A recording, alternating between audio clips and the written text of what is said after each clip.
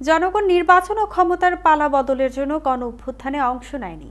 তারা এসেছে ফ্যাসিবাদী ব্যবস্থার বিলোপ সাধনের জন্য। জনগণের ম্যান্ডেটেই এই সংস্কার কাজ চলছে বলে মন্তব্য করে শ্রম ও কর্মসংস্থান মন্ত্রণালয়ের উপদেষ্টা আসিফ মাহমুদ সজীব ভুঁইয়া বলেছেন, তারা সেই লক্ষ্যেই কাজ করছেন। রাজশাহীতে জাতীয় পেশাগত স্বাস্থ্য নিরাপত্তা বিষয়ক গবেষণা এবং প্রশিক্ষণ ইনস্টিটিউটের উদ্বোধন অনুষ্ঠান শেষে সাংবাদিকদের এক প্রশ্নের জবাবে তিনি এ কথা বলেন। এ সময় উপদেষ্টা আরও বলেন, বিভিন্ন রাজনৈতিক দলগুলোর সাথে বসা হচ্ছে যেন কোনো ভুল বোঝাবুঝির সৃষ্টি না হয়।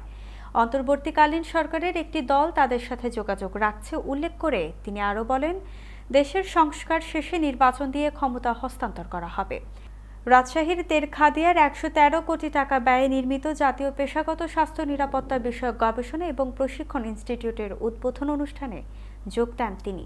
এ সময় শ্রমিকদের উন্নয়নে ও অধিকার রক্ষায় এই সরকার প্রয়োজনীয় সকল পদক্ষেপ নিবে বলেও জানান এই উপদেষ্টা।